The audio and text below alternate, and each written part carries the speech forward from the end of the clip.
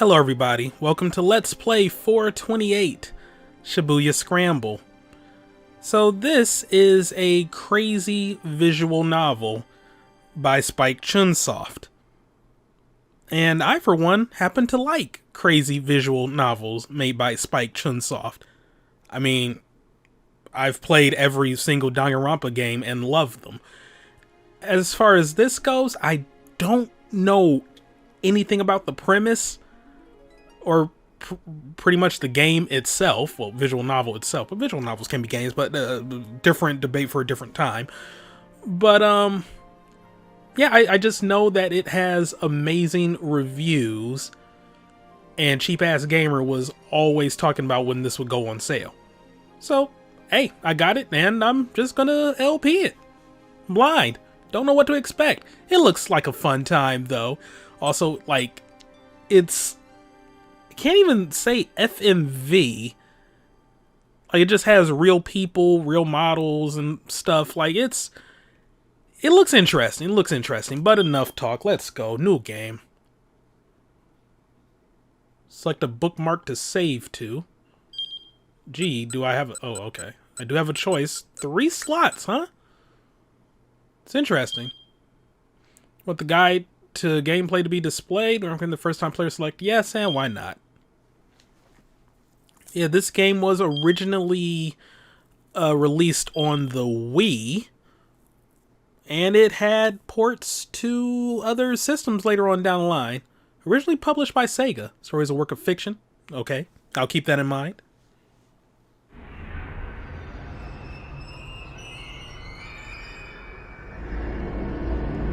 I love their logo. I never really commented on their logo, but I really do like that logo. How the S and the C's looks like the brain. It's the little things. It's the little things.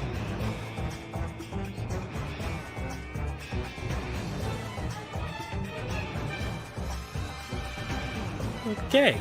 Narumi Kono, Kosei Amano. I couldn't read the last one in time.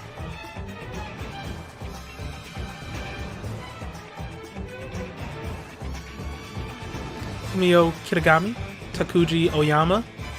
Are these like the names of the characters? No, these aren't the names of the characters. I'm guessing these are the people that portray them.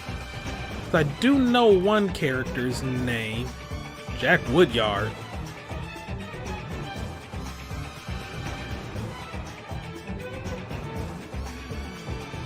Wasn't expecting that English ass name.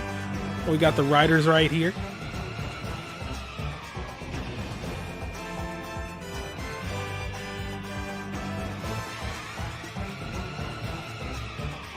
Got the musicians.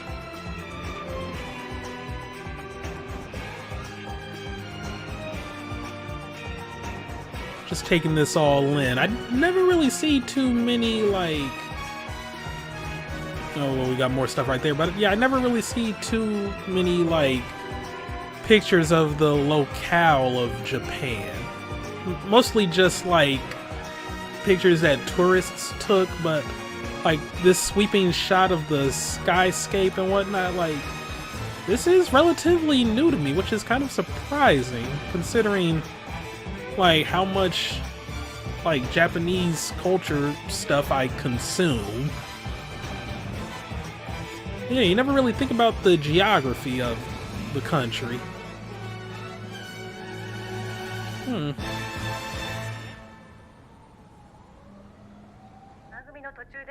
We interrupt this program for breaking news regarding the Shinjuku hostage situation. A middle-aged man in a ski mask took several employees hostage at an office in Shinjuku before barricading himself inside. Now that 3 hours have passed, the man...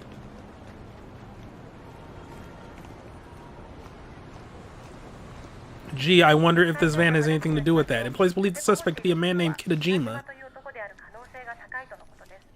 I've been deceived. Oh, the suspect has prior dealings with another company in the building. You've been deceived. He's experiencing money problems.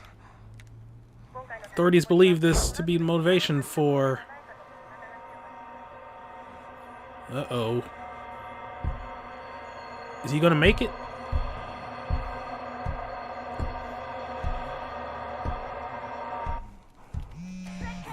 it doesn't change so easy, always a mystery.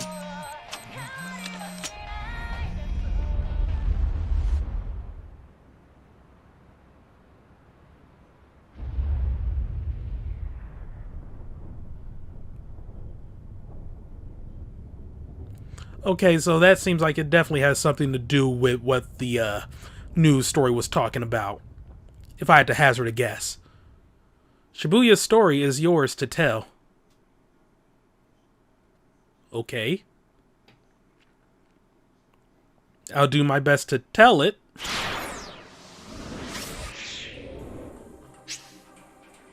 Okay, as you play through the game, the various mechanics will be explained. In 428, you follow the stories of multiple protagonists at once. Your decisions impact their experiences as you read the story. What does the day hold in store? Their fate is in your hands. Hopefully you can see them all through to the end. Oh, it's one of them, try to make sure every party involved survives to the end type things, huh? I will do my best. To start, you have two characters, Shinya Kano and Achi Endo. Let's begin by checking out Kano's story, or Kano, or whatever, we're already right here on him. Let's go.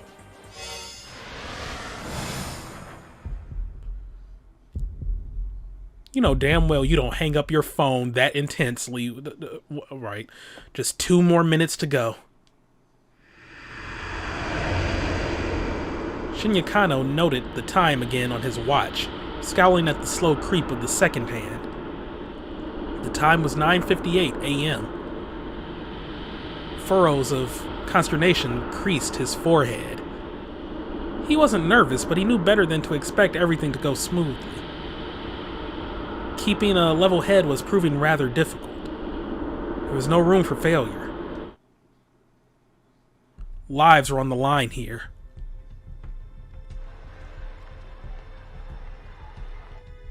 He eyed his surroundings.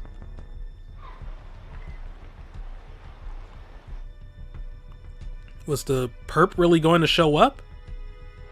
We're controlling a cop. When? Where would he be coming from? How would he make his approach?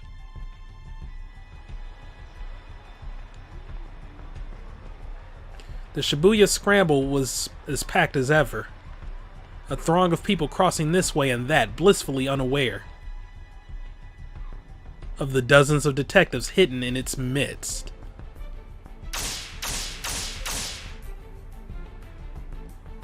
All right, another minute and a half. Kano glanced down at his watch yet again. A mere 30 seconds had passed.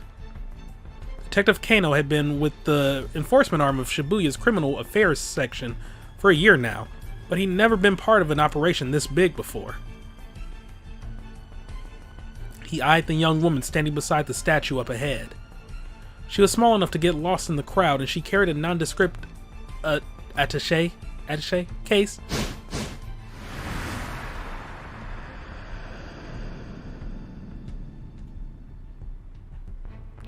Hitomi Asawa, age 19. The attaché case in her hands contained a full 50 million yen in cash. Dang, it could fit in that? Alright. Yesterday her twin sister Maria had been kidnapped.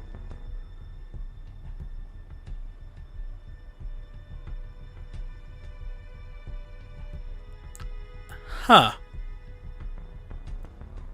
That name is very similar to a actress of a similar name. I will leave it at that, because I do not want to incriminate myself. Yesterday, this was the ransom payment. The culprit had called Hitomi last night at home, referring to her by name and telling her to wait by the statue of Hachiko in Shibuya. Or Hachiko. It was almost time, but nothing. Kano was staring fixedly at the second hand on his watch when a homeless man sitting on the sidewalk murmured just loud enough for him to hear. Come on, Kano, quit looking at your watch so much. What if the kidnapper sees you? Kano tried to look nonchalant as he lifted his eyes, but the scruffy character continued. You're too nervous. Just relax already. You're the one acting suspicious, Sasayama. Kano frowned. Why would some homeless guy be talking to me? Well, I mean, asking for change, I guess. Yuji Sasayama was the senior officer of the Shibuya Precinct's Criminal Affairs Division, 5 years older than Kano. And I wasn't finished reading guide, but thank you for showing up preemptively. Some words and phrases in the text appear in blue. These are called tips. Press square to underline a tip, then press X. This will let you read some extra info relating to that word or phrase. There are tips containing general knowledge and ones that are 428 specific. These are marked with a magnifying glass and a 428 respectively. Alright. Oh, that is a lot. Official name, Shibuya Central Precinct, responsible for the safety of approximately 200,000 people in 32 neighborhoods, including... Okay, I guess we're going to go through all of these. Yoihara, Uguisadanicho, Udagawacho, Ebisu, Ebisunishi, Ebisu Minami, Oyamacho. I am butchering all of these and I apologize. Kamiyamacho, Sakura Ogacho, Sasuzuki, Saruga Kucho, Shibuya, Shoto, Jingume, Shincho, Jinan, Sindagaya, Daikanyamacho, Dogenzaka, Tomagaya, Nanpei Daicho, Nishihara, Hadagaya, Hachiyamacho, Hatsudai, Higashi, Hiro, Hanmachi, Maruyamacho, Moto Yoyo Gicho, Yoyogi, and Yoyogi Kamazinocho. I hope I never have to reread that. He always went a little overboard with the disguises, just like the game went a little overboard with naming all those precincts. Hopefully that won't be important. He claimed it was all part of the job, but walked around the station was that he just liked playing dress up. Oh, word around the station was that he just liked playing dress up. Hey pal, spare some change. Sasayama lurched to his feet and shuffled in close to Kano. Hey, knock that off. Fittingly for the part, Sasayama reeked pretty badly. He did that for the part? Okay. Well, ain't so suspicious now, huh? He clung to Kano with mock camaraderie, despite the younger man's attempts to pull away. Come on, Sasayama, cut it out. Sasayama's blithe confidence rattled Kano's nerves. Of course, there was good reason for that confidence. This was Kano and Sasayama's jurisdiction, but they were positioned a good distance from where the handoff was to take place. The statue of Hachiko was surrounded by elite investigators from one of HQ's special investigation teams. Sometimes two or more tips will appear on a single screen. Press square repeatedly to change which words are underlined. Highlight the tip you wish to read, then press X. Continue pressing square or press circle to return to reading the story. Alright, jurisdiction, a particular region over which an organization or a member thereof has control or authority. Refers here to the areas under the jurisdiction of various police precincts. Metropolitan Police Department, at the pinnacle of Tokyo's police hierarchy, has vastly more authority than local precincts. But since many officers wind up needing to work with both the outright rivalry between the two, the outright rivalry between the two isn't as notable as TV dramas may make it seem. Oh, alright. Bronze statue of a dog erected in 1934. The dog was famous for loyalty, waiting for his absent master. Oh, like the sad episode of Futurama. Well known as a meetup spot outside of Shibuya Station, other popular meetup spots at the station are the display car for the original Tokyo 5000 series, commonly known as the Green Frog, and the Moyai statue by the west entrance. HQ. Here refers to the Metropolitan Police Department, their headquarters, if you will. Tokyo Police Station, responsible for managing 101 precincts within the city. Japan's largest police organization, in addition to policing Tokyo, it has various other duties and authorities for maintaining public order in the capital. Kano and his partner were just there to provide backup if the kidnapper attempted to flee. Look, just try to relax, we'll be fine. Sasayama gave him a wink. A moment later, the radio squawked in Kano's ear. All right, everyone, it's time. Keep your eyes open. You clearly don't have that voice I gave you, but we'll stick with it. The voice coming in through the earpiece was Koji Kuze, HQ's operations director. The individual responsible for directing the investigation in the event of a serious crime. If a task force is set up, the operations director is the one who assumes command. TV dramas and other fictional accounts often feature some young prodigy from the MPD as operations director. Unless you're watching Law & Order SVU. But in reality, the position usually goes to a proven veteran.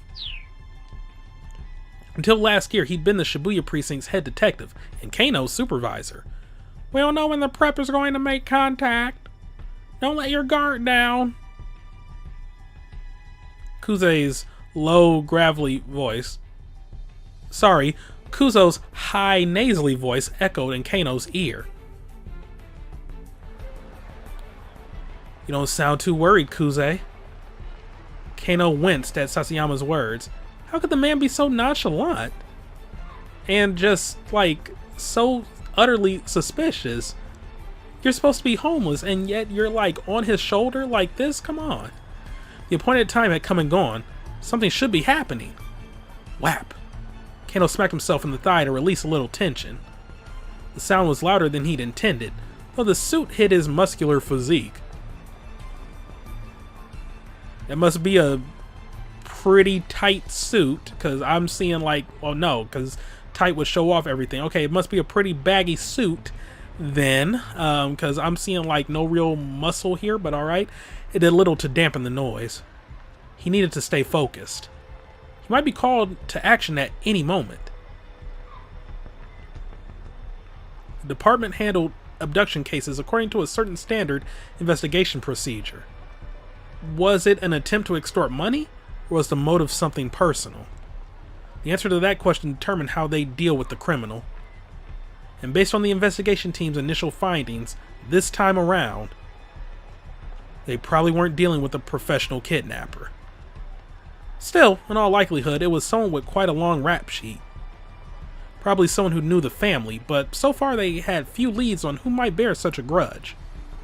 With the situation so unclear, the plan was to apprehend whomever came to make the handoff on sight. If the culprit ran with the money, there'd be no guarantee of the hostage's well-being. True.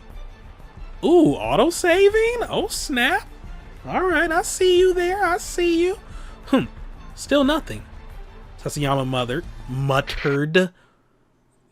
You can't mother a phrase, unless you create it, but wouldn't that be considered fathering a phrase? Food for thought. There he is! Here! Oh, he's here! I need to see your face before you speak, otherwise I want to keep giving you dumb voices. Kuze broke in, his voice spiking into an excited chirp. Okay. Kuze's particular vocal quirk. Whenever he gets overly flustered, excited, or panicked, he slips into a childish register, prone to babbling and pitching his voice. What an odd quirk. The fact that they highlight that as a tip, I should probably remember that. Subject is a young male in his 20s, wearing a bandana and an orange hoodie. Kuze, normally calm and stoic, was now squawking like an excited child. It only happened when he got particularly worked up. Kano and Sasayama steeled themselves. They could see the subject now. A 20-something male nonchalantly approached Hitomi to talk to her. Alright, people. Be ready to grab this guy. Kuze was stationed in the mobile command center, not far from the intersection, keeping tabs on the situation via video surveillance from the camera team. The young man started speaking enthusiastically to Hitomi. The detectives watched, uncertain. Was this really the kidnapper? Ooh, choices. You'll encounter selections like these during the story. These choices will change the lives of other people in addition to changing your own fate. Ooh. Current choice will not impact you or any of the other protagonists. Oh, okay. Alright, I'm gonna go with this. The situation was still wasn't entirely clear. We need to get a better look at things. That's what I said. Yeah, I said exactly that. The newcomer had a bundle of letter-sized paper which he showed to Hitomi as he went on talking. He tried to hand her one of the papers, but she pointedly ignored him. Undeterred, the man kept trying to foist it off on her. Hitomi refused to respond, becoming as motionless as the statue of Hachiko behind her. Until finally the man gave up and walked away. It was just a solicitor. It wasn't the kidnapper. Guess it wasn't him. Kano felt the tension of the moment linger in his spine. Guy must have been hitting on her, Sasayama muttered. A tip for this? You're giving me a definition of hitting on some. Do they think 3-year-olds play this? Succeeding at meeting someone on the fly like this takes a special knack. Looks are also important. Sometimes, of course, the person trying to get your attention out of nowhere is just trying to make a sales pitch for a product or a nearby establishment. At first glance, it isn't always easy to tell the difference. I mean, she is pretty cute and all. He had a point. Oh my god. Though, of course. Something in Sasayama's voice made Kano brace himself. She's got nothing on my me-chan. Okay. I thought you were talking about Mii's on Nintendo consoles. That would have been weird. Mi-chan was Sasayama's wife. They got married just last month. Congratulations, man. Let me tell you, Kano, married life is the best. Time and place, Sasayama. Time and place. You gotta hurry up and give it a try for yourself. This was Sasayama's favorite topic lately, and Kano was getting more and more fed up with it. Sasayama, come on, just knock it off, okay? The phrase had become a common refrain of his since the department partnered them. Fine, fine. Let's talk about your girlfriend then. These facials. Huh? Now? You can't be serious. Sasayama leaned in close again. What's she like? We are not having this conversation. Kano muttered, looking away. Aw, come on. Sasayama set his hand on Kano's chest, still playing the homeless troublemaker. Show me your phone. This is getting very homoerotic. Let me see your lock screen. Huh? Sasayama pawed for the phone. Got a pic of your girl on your lock screen. Yeah? I do not. But he did. Oh, wow. It was scary how on the mark Sasayama's instincts were. I'm shocked he has a girlfriend, honestly. Hey, cut it out. We're in the middle of an investigation. I am investigating, Sasayama chuckled as he plucked the phone from Kano's pocket. His face scrunched up with astonishment as he looked at the lock screen. The heck is this? It's not... Ain't this Masami Nagahama? And who might that be? 428 hint. A national star tends to play the heroine on national morning soap operas or in national historical dramas. Her songs have been a series of national hits, and she's even slated to host a year-end national singing competition program. Everything about her is national. So this plain white bread protagonist is dating a national superstar. Huh. Kano realized he had to bite the bullet. Oh, okay. No, that's not my girlfriend. Her name's Rumi, and she's... Sasayama cut him off. You're telling me this ain't Masami Nagahama, the famous actress? Because this right here is Masami Nagahama. Like I said, you sly old dog. Trying to make like you're dating Masami Nagahama. I'm not. I mean, I guess Rumi does kind of look like her. Sasayama let out a huff. For real? You really think I'm gonna fall for that? There's nothing to fall for. I swear. Sasayama scowled, unconvinced. Alright then, why don't you marry her? This is not the... This is a stakeout.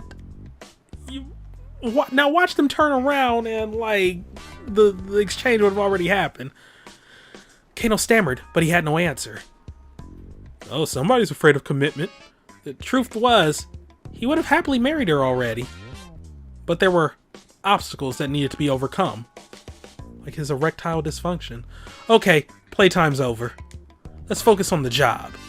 Sasayama handed back Kano's phone and turned his gaze back to Hitomi. Kano let out a quick, uneasy sigh, but his shoulders did feel looser. Maybe Sasayama had been trying to relieve a bit of the tension. Maybe he should be grateful. Time and place, though. Time and place. By now, several minutes had passed since the guy with the papers had gone away. He peered at Hitomi. The strain on her face was visible. In addition to the weight of the attaché case itself, the 5,000, 10,000 yen bills it had held weighed close to 6 kilos. Her slender arms must have been getting tired. Still, she refused to set the case down. She wasn't taking any chances with her sister's life, nor should she. The kidnapping case had begun the day before at around 7 p.m.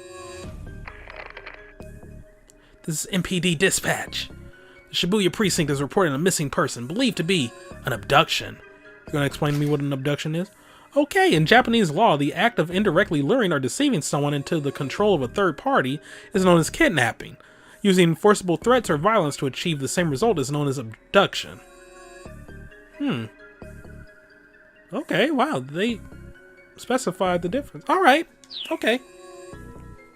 Subject is Maria Osawa. Don't want to mix that up there. A 19-year-old student at Midoriyama Academy, last seen at the LL Diner near campus. A man was allegedly seen forcing her into a car nearby. All officers in the vicinity report to the scene at once. Kano and Sasayama had been working a burglary case in Jingume's 5th district when they got the call. The two arrived at the LL Diner at 7:15 p.m. At roughly the same time, several other officers showed up to secure the area, blocking off entry to nearby roadways and monitoring the surrounding establishments. Wow, Sasayama cleans up pretty well. Inside the restaurant, Kano and Sasayama were met by the girl who'd reported the kidnapping. It was the victim's twin sister, Hitomi. Could you tell us about when Maria was taken? Starting from the very beginning. Kano said, keeping his voice low. My sister and I were supposed to go to a party together today. Hitomi was trembling, her voice hoarse. But I messed up the time. I showed up right at 7, an hour later than I was supposed to. So Maria had gone alone to the party, a mixer for locals and exchange students. Hitomi, arriving late, had showed up just in time to glance out through the restaurant window and see her sister getting shoved into a car. She described the vehicle as a blue station wagon of Japanese make. Why would something like this happen to her? Hitomi held back her tears, but she was shaking all over. Did you get a look at the kidnapper? Yes, it was a man, middle-aged. There was another eyewitness, Leland Palmer.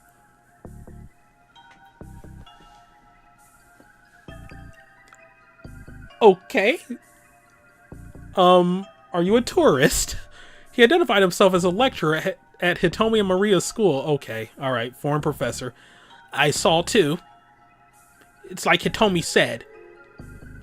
I heard Hitomi cry out, and so I went to the window to look. And his Japanese was halting, as if he hadn't been in the country very long. And I think that maybe the kidnapper was working alone. Leland explained that he'd seen the man shove Maria into the back seat, then clamber into the driver's seat. If he had an accomplice, wouldn't they have been driving? Neither Hitomi nor Leland had gotten a look at the suspect's face. Kano was interviewing others who had been on the scene, looking for other potential witnesses when his phone rang. It was Yoshio Kajiwara, one of the senior detectives. We've set up a task force for the investigation. Get back to the station once you have a handle on the situation there. Barely half an hour had passed between the time the kidnapping was reported and the time the task force began operation. Ooh, 4:28. Roughly 150 people are working on the case in the Shibuya Precinct's conference room. The main force at work is HQ's 1st Special Investigation Unit. Additionally, Other detective sections, a riot squad, and investigators from neighboring precincts have been assembled. When Kano and Sasayama got back to the precinct station, Kuze had already arrived from HQ. He informed them that a response team had been formed to investigate the victim's home. In a case where someone has been abducted for ransom, it is often difficult to resolve the situation without cooperating with the victim's family, but the family can also be a hindrance in making an arrest. To help guide the family's actions, a response team is assembled and stationed at the victim's home, led by an investigator with the proper training. Makes sense. Kano could feel a peculiar tension in the air. Unfamiliar MPD detectives scurried to and fro around the Shibuya offices. He pulled one of them aside to get a quick update. An hour had now passed since the kidnapping. There had been one new development. The perpetrator had made a threatening call to the victim's home. He said the following: "Tomorrow, 10 a.m. by Hachiko in Shibuya. Have the sister Hitomi bring 50 million yen. If not, the girl's life is forfeit."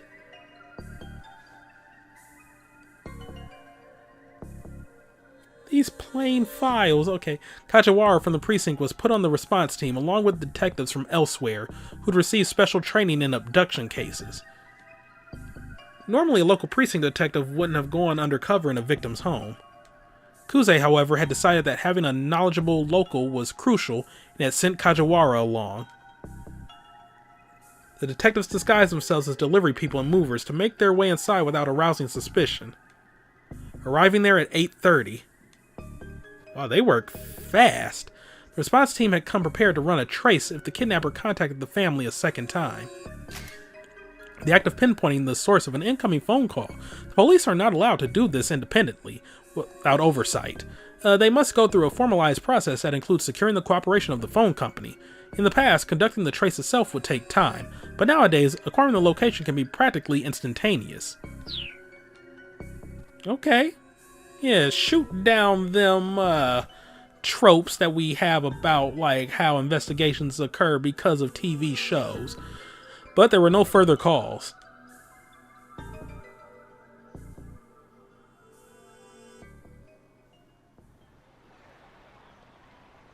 Kano checked his watch again. 20 minutes had now passed since the time designated for the ransom handoff. The kidnapper had yet to appear. Crap. You think he might have spooked him? He wondered aloud. Hey, stay calm. Sasayama scanned the passing throng. He's just playing with us. Why'd this guy even pick this place? Kano voiced the question he'd been asking himself ever since he heard the kidnapper's demands. Sasayama shrugged. Figure he must want to blend in with the crowd, nab the money, and disappear before anyone knows he's there, would be my guess. Makes sense.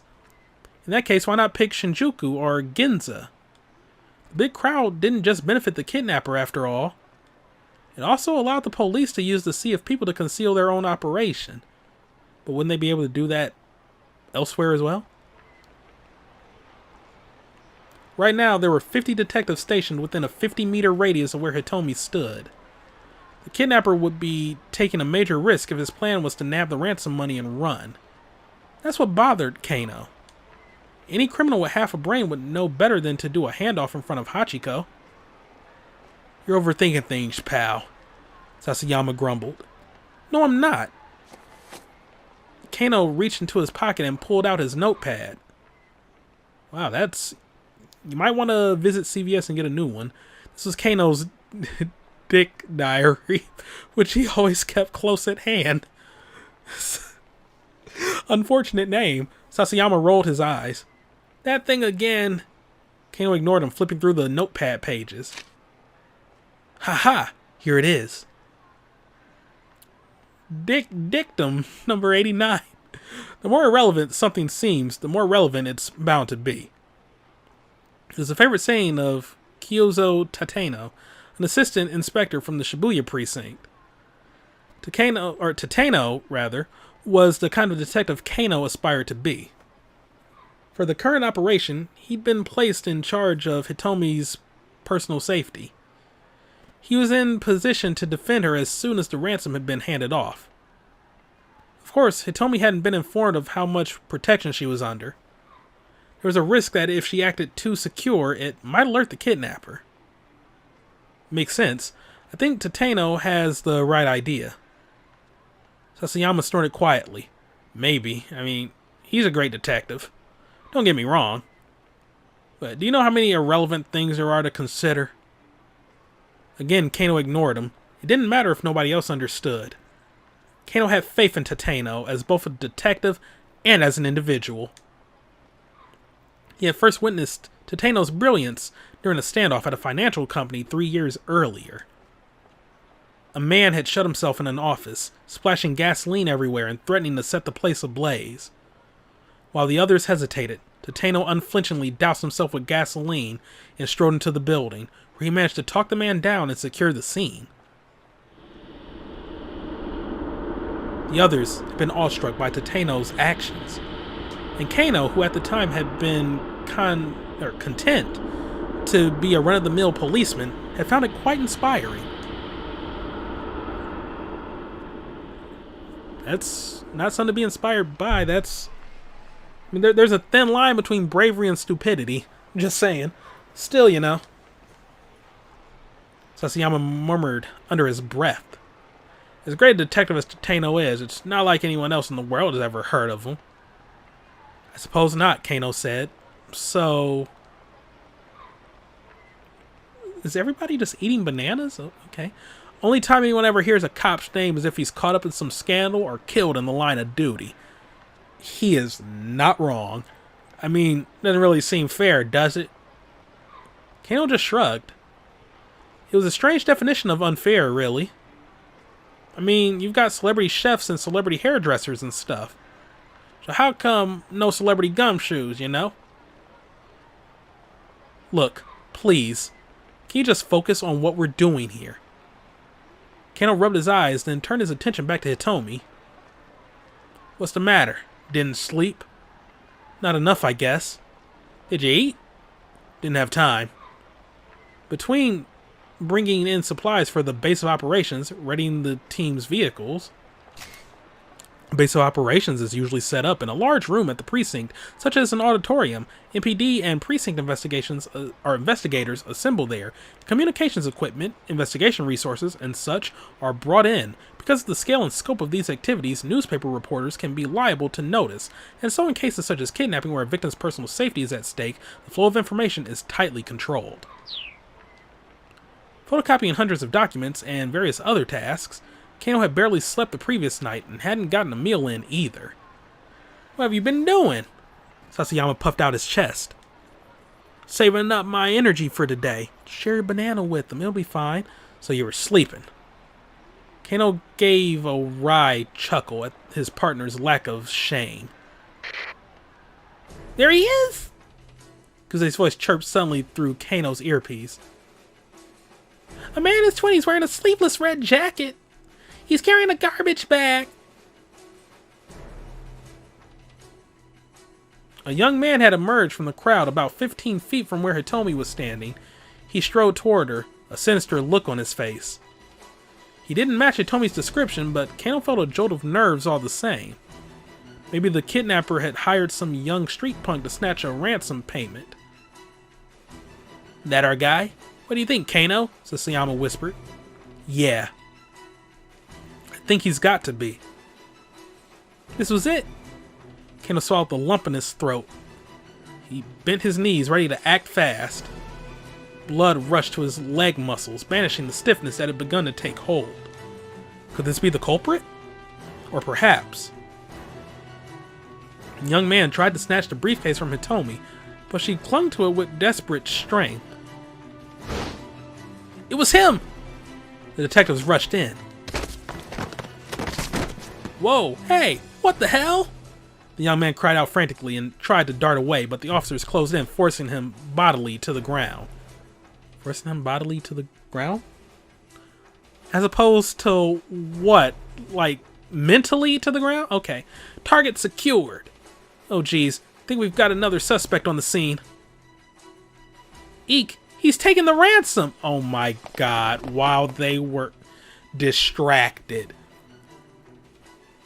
That is actually ingenious. That is actually freaking smart. Like, just see a random guy on the street like, hey, I'll give you $50 to steal that briefcase from her. Or at least pretend like you're stealing it. And then, like, when the police think like, oh, we have the culprit right here, the real one sneaks in, makes the exchange, and runs off. Smart. Kuze's hysterics made Kano spin around. Sure enough, a foreign-looking man was sprinting away, attaché case in hand. The mob of detectives scrambled to pursue. Before Kano could reach or react, most of them had run off, leaving him to look after the original suspect.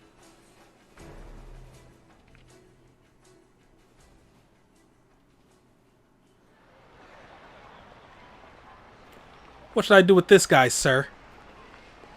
Might have some connection to the kidnapper. Should I bring him in? Huh? Oh, sure, that'd be swell. I'm on it. With the help of one of the remaining detectives, Kano brought the suspect back to the Shibuya Precinct.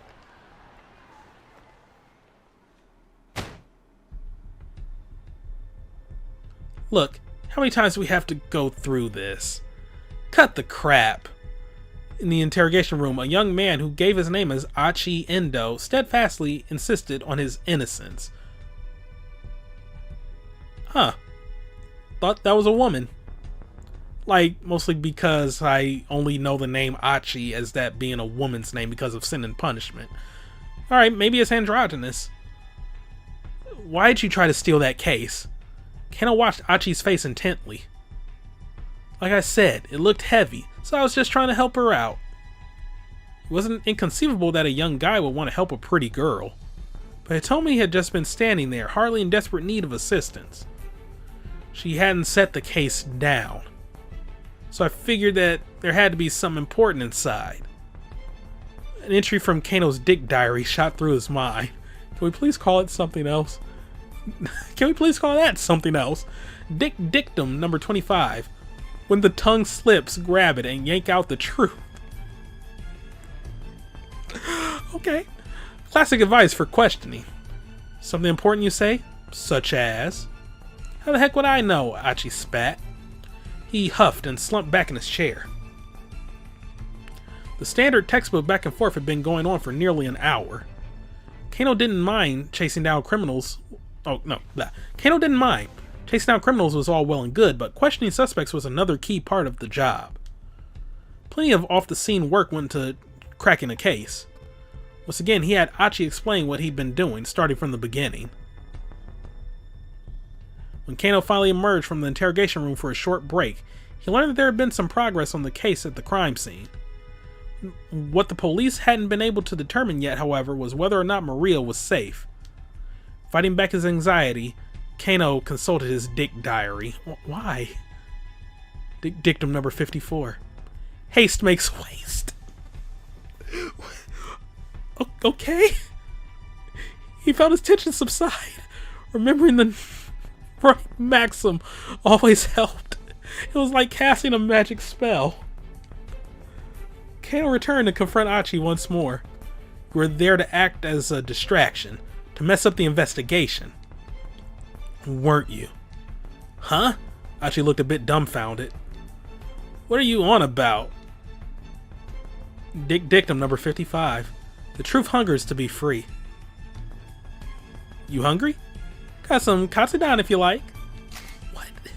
Japanese dish consisting of a bowl of white rice topped with breaded pork cutlet and egg. Yes please. I would like 3. There are several variations such as sauce katsudan, where the egg is replaced with Worcestershire sauce, and miso katsudan, where the pork is stewed in miso. All of that sounds excellent. Yes, please. 1 of each. Not typically the sort of thing a policeman offers a suspect during an interrogation. This could be seen as baiting with food and is to be avoided. Oh, looks like you're going against the ideals of the police department there, Kano. Achi nodded silently. Oh, that looks good. Achi devoured the bowl of katsudan with gusto. It looked like he hadn't eaten in a while. Alright then, spill it. What's this guy after? Achi just shrugged. Oh, he murmured, a thick slice of egg-laden pork between his teeth. How many accomplices do you have? Kano asked. But Achi just shook his head as he inhaled his food. Resignedly, Kano flipped through his notebook once more. Oh my god. Let's see, number 115. Use the lights to your advantage. What? As the minutes ticked past, he found himself referring to his book again and again, trying a dozen different methods to tease out whatever his suspect might be hiding. The experience began to feel strangely surreal, their two voices echoing hollowly in the interrogation room. Eventually, Kano looked at the clock and realized that the questioning had been going on for nearly 5 hours. He still hadn't made any headway. What was he supposed to do next?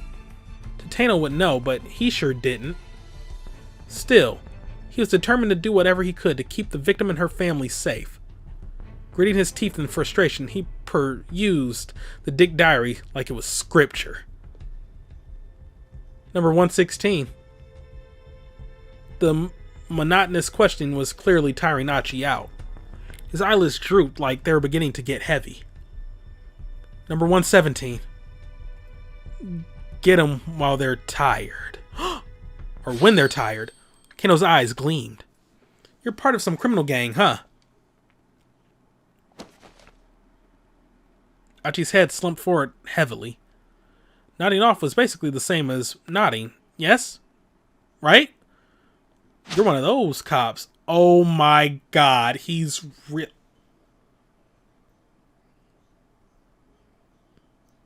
See, I was actually kind of rooting for you, but no, like now I see what kind of cop you are. Now I see, like, just one of those, like, oh yeah, I'm just gonna, bait a fake confession from this suspect. Yeah, alright. Mr. Kuze, I did it! Young guy we grabbed at the handoff site, he finally confessed to the crime. What?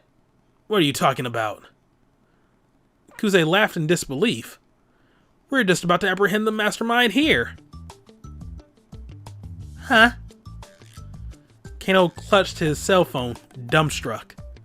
Listen, why don't you... Look, just wait there at HQ, okay? No! It can't be! You made a fool out of yourself. After the kidnapping case wrapped up, Kano tendered his resignation. What? Guess I'm not cut out to be a detective after all, he thought to himself. He dropped the Dick Diary on his desk as he left the Shibuya Precinct for the last time.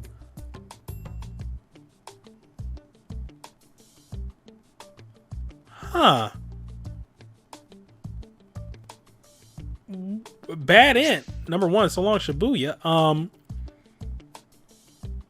How did I get to that bad? What choice did I screw up on? The only choice they gave me. Kano wound up at a bad end. However, this does not mean that the choice you made for Kano was the wrong one.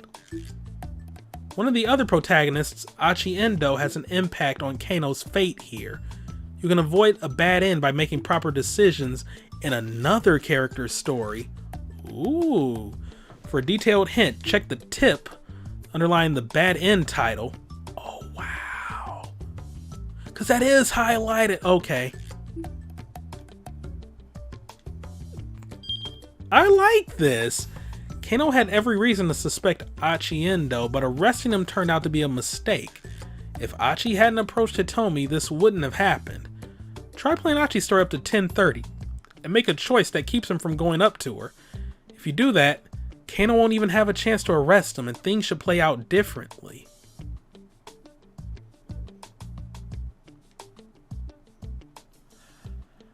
I like how this is handled. Yo! That's neat.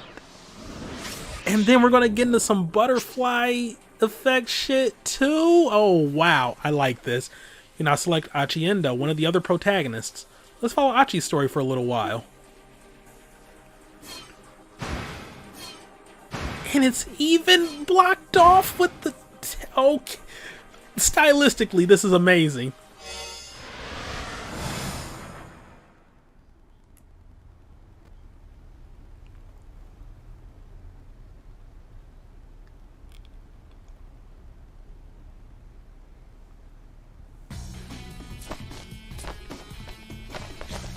Okay, you know, just watching somebody get dressed. Oh, alright.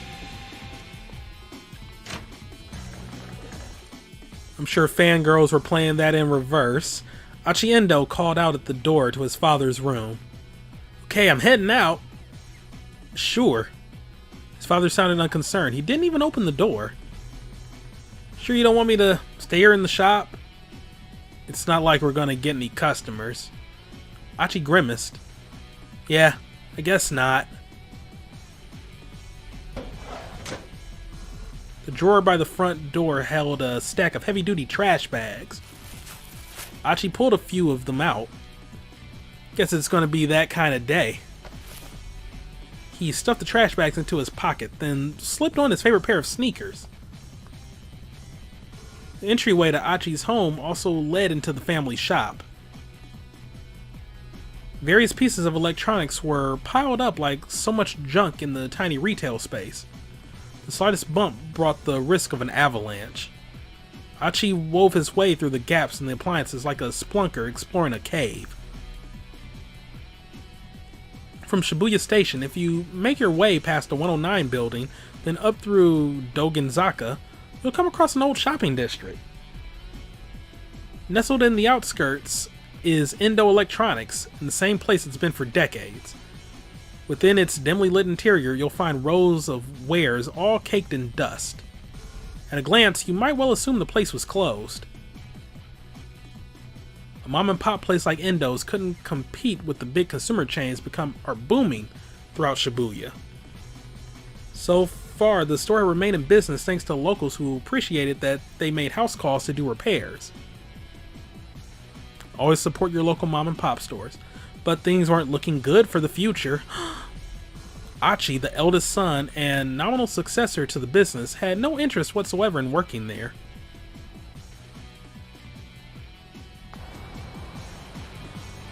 Achi stepped out of the shop and into the sunny morning air. The good weather lifted his spirits. Alrighty, time to do this. He unfurled one of the big garbage bags, which caught the wind and fluttered like a cape. Then he slowly made his way toward Shibuya Station, scanning his surroundings all the while.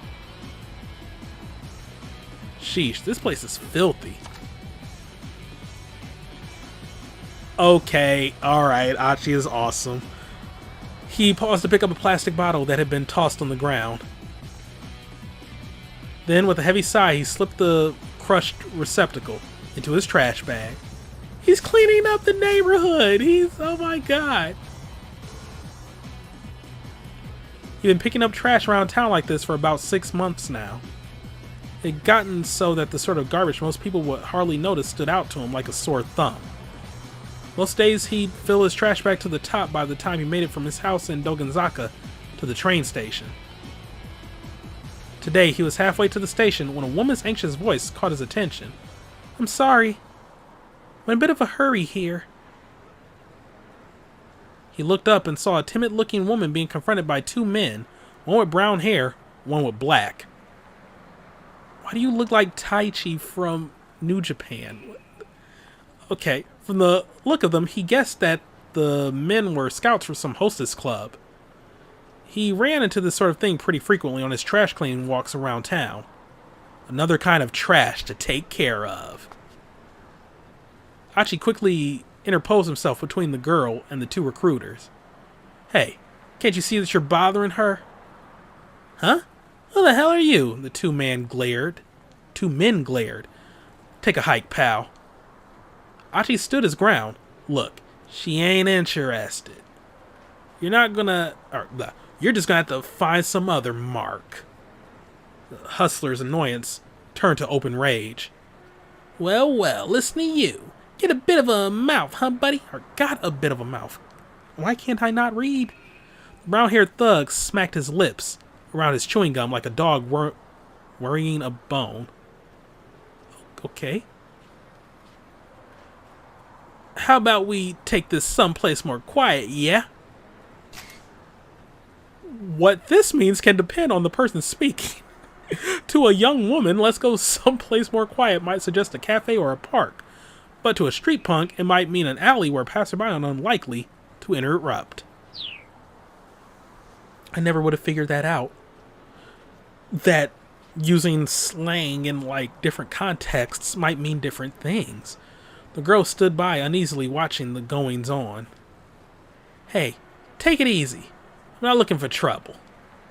Is that supposed to be an apology? On your knees and beg, pal. The man spat his gum onto the ground. Ew, I don't need a close-up of that. Achi looked down at the glistening wad of gum on the sidewalk. Achi, no. His last shred of goodwill vanished. You better pick that up. Right now. Okay, I'm glad Achi didn't pick it up. What? Didn't you hear me? Because I told you to get down on your knees and... Blah. Achi's hand shot out, grabbing the man by the jaw. Whoa, whoa, easy, pal. The other man's bravado drained from his face. Achi tightened his grip on the brown-haired hustler's jaw. Sweat dripped from the man's reddening brow. The man struggled, but Achi just tightened his grip. Gum's a real pain in the ass to clean up after it's gotten stuck to the street, you know. Ever stop to consider that?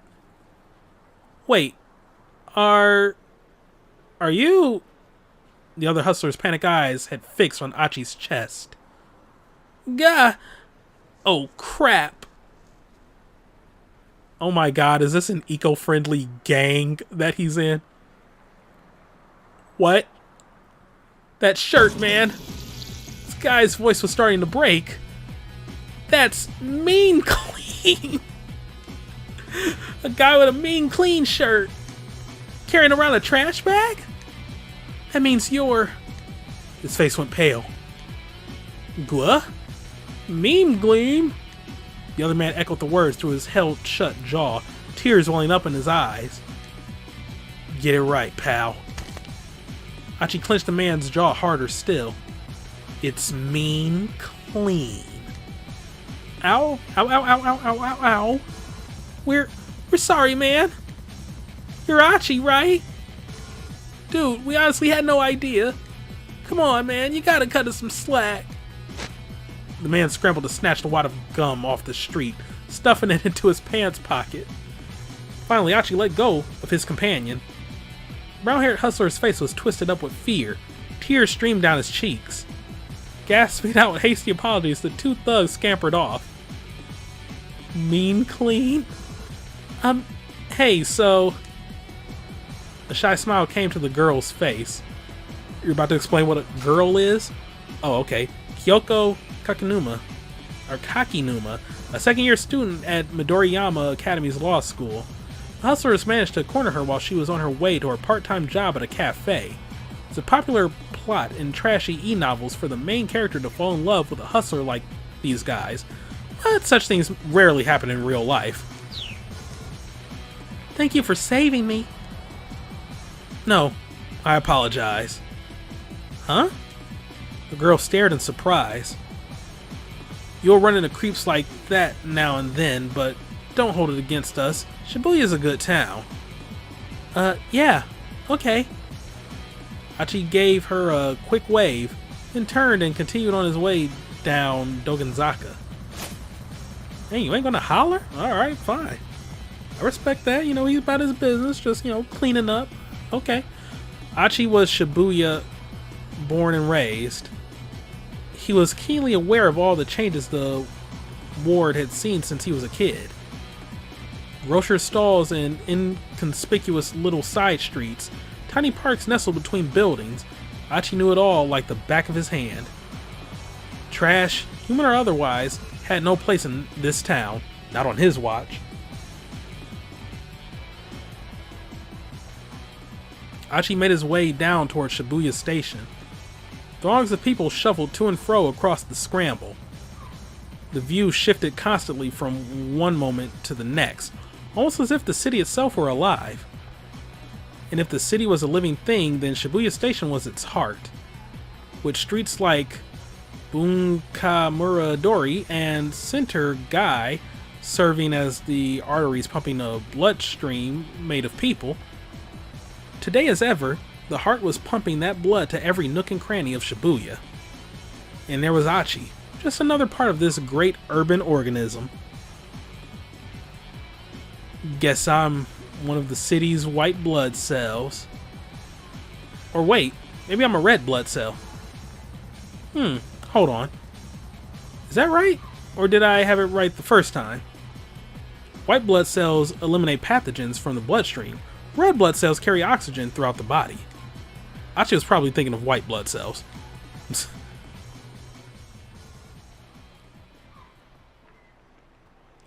Emerging from his reverie, he noticed a rather conspicuous young woman standing by the station of Hachiko outside Shibuya Station. Oh, she's totally my type. They are really explaining... My type. To be up someone's alley. To be someone's cup of tea. That didn't really help with the definition there, but okay. Wonder if she's a model or small-time actress or something. Looks like she's waiting for someone. Probably another guy. Dang. Good looking as she was, there was no way she wasn't already taken. What kind of guy scored a girl like that? Probably the rich-ass CEO of an IT company or something. Elon Musk? Crouching down to tie off the trash bag, he continued gazing wistfully at the girl. Then he noticed something peculiar. She was carrying an attaché case, the kind a businessman might use. It was a large case and apparently so heavy that she was struggling to hold it despite using both hands. We've reached a decision point. Let's have Achi not approach Hitomi. Use that to select an option and press X. Yeah, I was about to say. He really was going to help her. There was no ulterior motive there. Alright. But first, I gotta dump this trash. Looked around to see if there was a garbage bin nearby. Yeah, you can't approach a woman with a bag full of trash. It's just not right. Now Achi won't approach Hitomi, which means he will avoid being arrested by Kano. At the same time, Kano's fate will also change. And he will no longer wind up at a bad end. So let's switch back to Kano's story using the time chart. Press triangle to open it. So this will save my current progress. Oh, wow. This is the time chart. It shows the protagonist's progression through the story. Decision points are marked with a fork. Kano's fate is changed based on Achi's actions. Select Kano's 1030 block, then press X. Wow.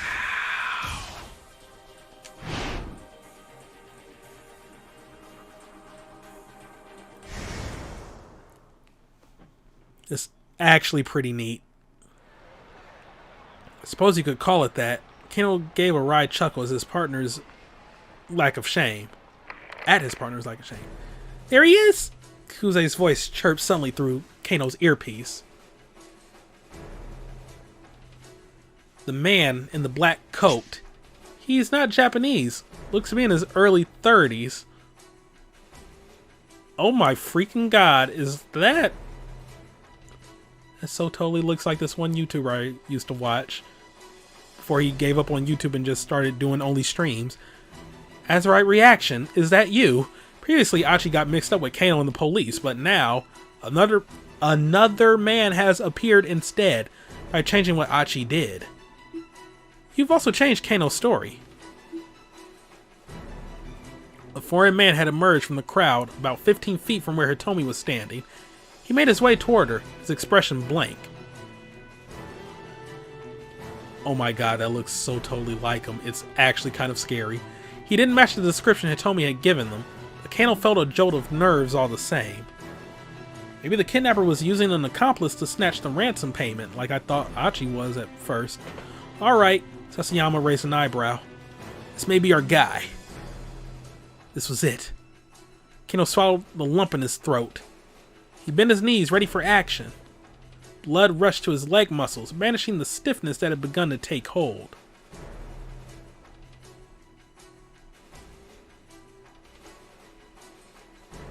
Was this the culprit? Or perhaps the stranger took hold of the attaché case. It was him! En masse, the detectives began to close in. Let's go, Kano! On it. Sasayama and Kano leapt into action, but they never expected what happened next. With the case clutched in both arms, the man veered suddenly, running right toward them.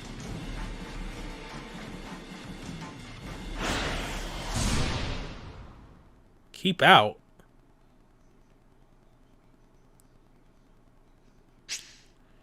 Kano's story has suddenly hit a keep out. Keep out refers to a point in the story where your progress is currently stopped. In order to advance beyond a keep out, you need to jump from another protagonist's story. At 10:30, Achi had his text, young man in the suit, set as red keywords. Checking these red keywords will allow you to jump from Achi's story back to Kano's. Now head back to Achi's story and keep an eye out for that key phrase.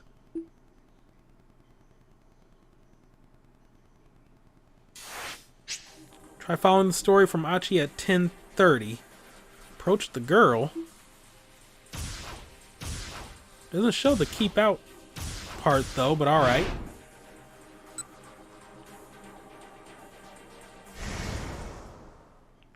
So we're going back to approach the girl.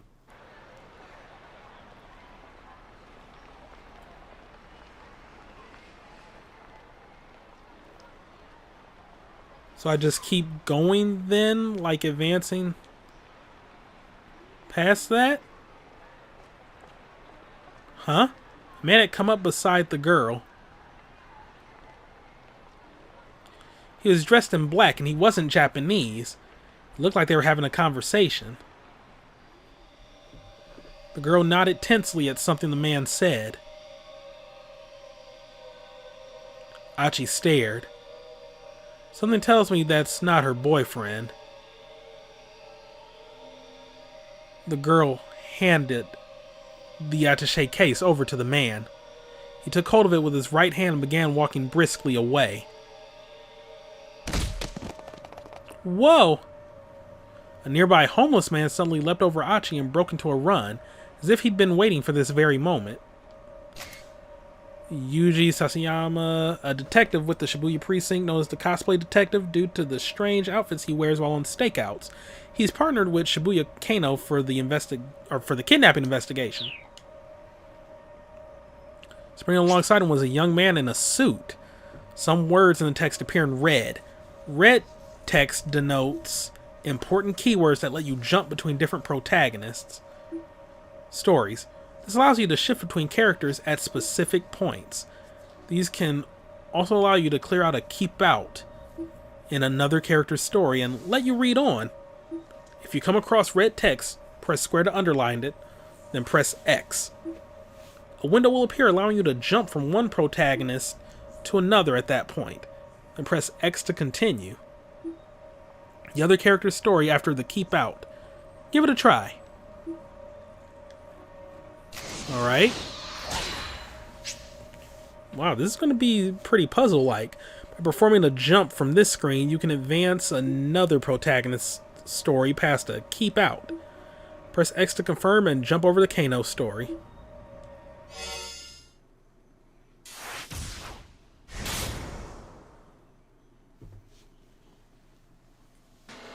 Let's go, Kano!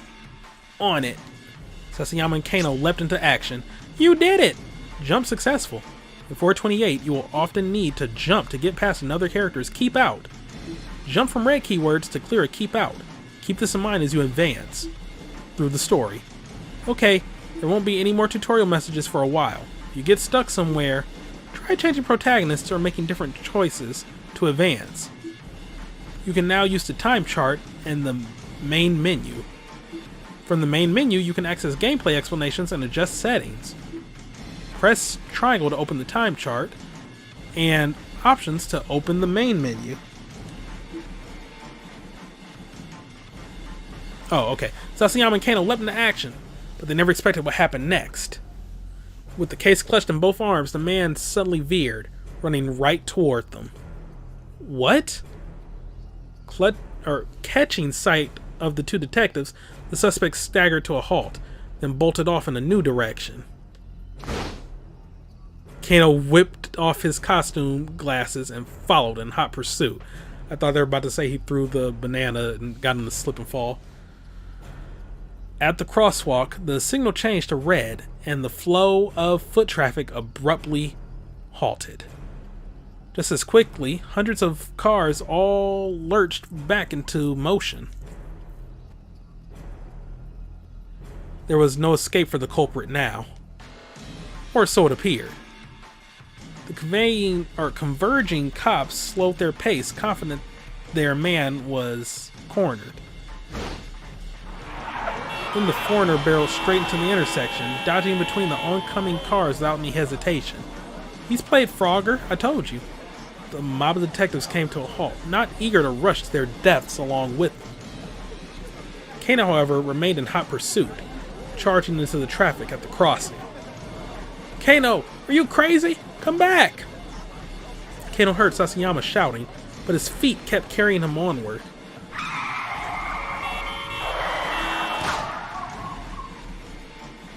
With shouts and sirens echoing all around him, Kano closed in on the foreigner. Just a little closer. Just a little closer and he'd be in... Oh, yeah, he'd be in tackling range. He leaned forward, preparing to pounce, his eyes fixed on the culprit's feet. It was now or never. Kano, back off! Don't take him down! It was Kuze, shouting through Kano's earpiece. Huh? Kano hesitated in surprise. Did he really just... Well, can't read. Had he really just been ordered not to apprehend the criminal? Let him go for now. The real perp is someplace else. Real perp? Perp is the police jargon for perpetrator. I never would have guessed.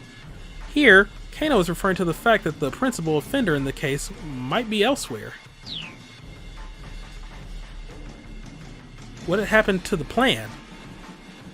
He'd been told that all personnel were to secure the area ASAP. Didn't HQ want them to catch the perpetrator? Apparel items stay on the foreigner's tail. Wait, why did I read that? Arrest items stay on the foreigner's tail. Also, police team dedicated exclusively to the task of apprehending the criminal. While a kidnapping case is in progress, the roles of the officers involved are carefully designated so that every officer is ready to take immediate action as the situation develops. Typically, tried and true veteran MPD officers are put in charge of teams for breaking into buildings or apprehending the suspect. Forensics team, get busy cross-referencing photos. Team deployed by the MPD to handle the actual tests and techniques of on-scene investigation, such as collecting and comparing fingerprints and analyzing photos of suspects.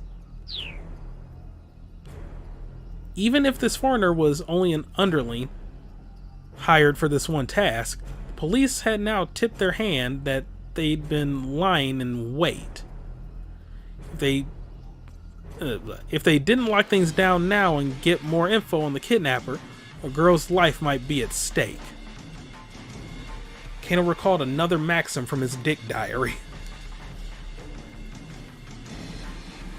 Dictum number 12. Always assume a worst case scenario. Aha, yes, big O. If Kuze had told him to let this guy go, that implied he was counting on the team that was now in position.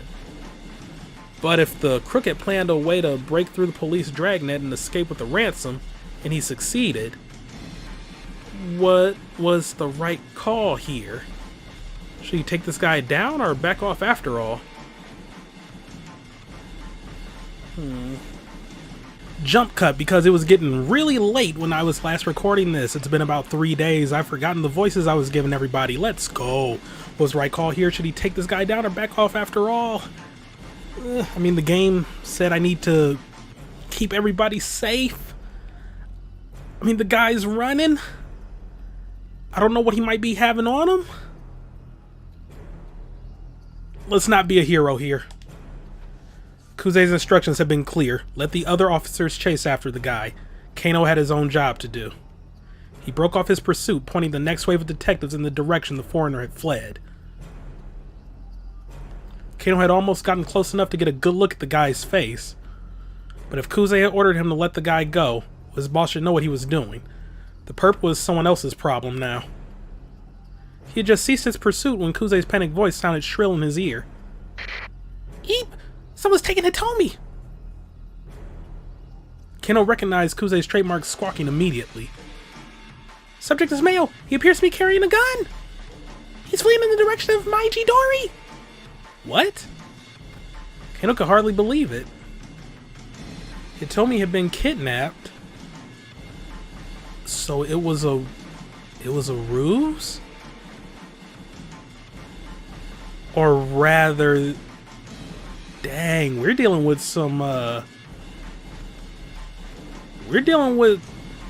next level criminals.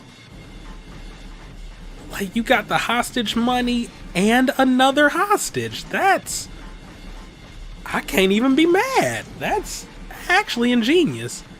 Had she been abducted by whoever had taken Maria? But why? Someone must have been waiting for the moment when the police took their eyes off her. Something's very wrong here. What in the world is going on? Kano hurried to search for the man who'd taken Hitomi. Actually, now, the more that I think about it, their names, that can't be a simple coincidence. They knew what the hell they were doing when they chose these specific names. What is this game rated? T. Okay, wow. Alright. Yeah. This is not a coincidence. They knew what they were doing with these names. If you're wondering what I'm talking about, you'll know when you're older. There was always a good chance he'd gone down one of the alleyways nearby. If he was headed toward Mighty Dory, that is. After darting through the side streets, he spotted a different man, another foreigner, crossing an intersection a few dozen meters ahead.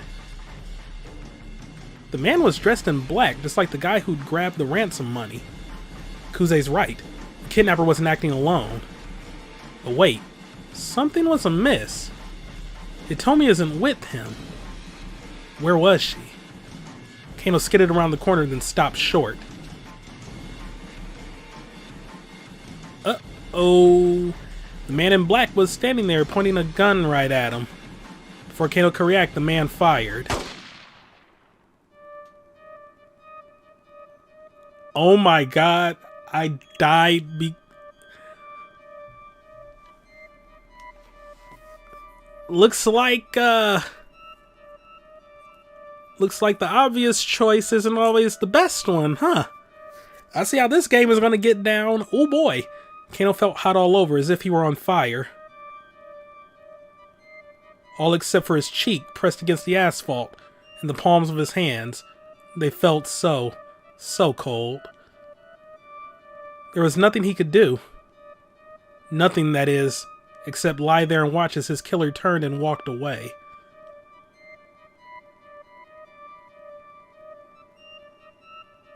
God dang. And that's the fourth one? Shot by a foreigner. By trying to find the man who'd taken Hitomi, Kano ran into a different criminal, and unfortunately for him, he got shot. If the criminal hadn't been able to get near Hitomi, she probably wouldn't have been taken. Have Achi make the choice to talk to Hitomi instead at 10:35. What? Oh my god. The branches in this is going to be insane. I actually like that, but still, yikes. This is... Oh my god, videos of this are going to be very long. Alright, approach the girl.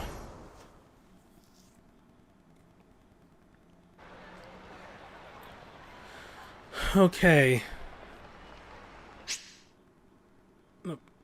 Oh, Oh, press up to go back and reread sections you've already played through. To scroll ahead through text you already read, press down. When rewinding, advancing like this, a book will sometimes appear in the upper left corner. Press X while this is being displayed to reread the current message. Alright. So that's grayed out because I already chose it once. Now what kind of person makes a young lady lug around something heavy like that? Achi figured he'd offer to carry it for her. That's what I just read. Yes. The girl kept shifting her grip. It was clearly a strain for her to keep holding the case, but she didn't set it down. Whatever was inside, it had to be something pretty important. Achi made his way over to her, bristling inwardly at whoever had left her waiting like this. If I were you, I'd bust the head of the punk that's kept you waiting. Huh? That thing looks heavy. Let me carry it for you. The girl stared back at Achi with wide eyes, but said nothing. Really, I'm happy to help. I'm not going to steal it or anything. His tone was hurried, and he impulsively reached for the attaché case. An instant later, a group of men descended on him from all sides. Ah, okay, I guess I didn't want to do that. Well, hey, what the hell? For an instant, Achi froze, unable to process just what was happening. He tried to run, but the men shoved him unceremoniously to the ground and held him there. They were shouting about something or other, but he couldn't make out their words. The more he tried to struggle, the harder they held him down. What the hell is this? You can tell us that down at the precinct. A man in a suit knelt alongside him, flashing a police badge. We need to know what a badge is. Okay, identifies the bearer as a member of Japanese law enforcement. The old-style badge case included a small notebook for the bearer to write in, but the modern version is modeled after that used by the FBI, where the badge case contains only the badge itself. So I guess I didn't want to do that either. You're arresting me? The heck did I even do? Instead of answering, they shoved Achi into the backseat of a patrol car. He gazed dejectedly out the window. He could still see the girl. She didn't have the case anymore. Now she was talking to a man with a cane. Was he the person she'd been waiting for? Well, that's some good information to have. A moment later, the car turned the corner and the two of them slipped out of view. Achi slumped back in the seat, sulking and silent.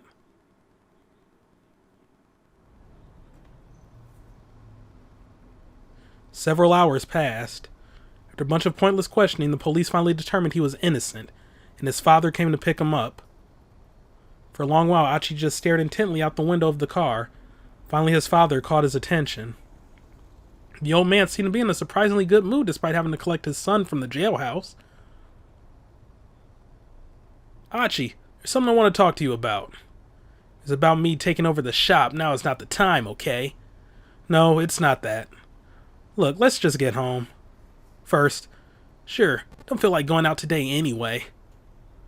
But now I'm curious. What do you want to talk about?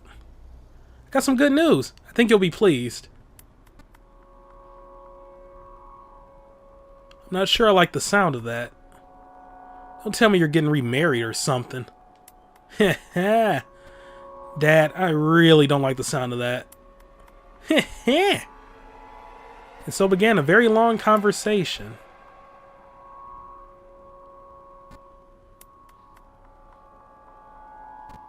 How's that a bad end? Like, that's...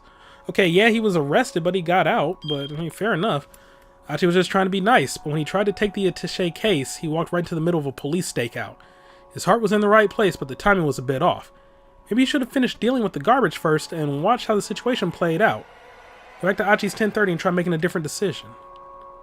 Yeah, I mean, I did that before. I just figured... Because they're like, oh, you want to talk to her... Oh, but I don't know what came after that because I immediately switched back over to this. Alright.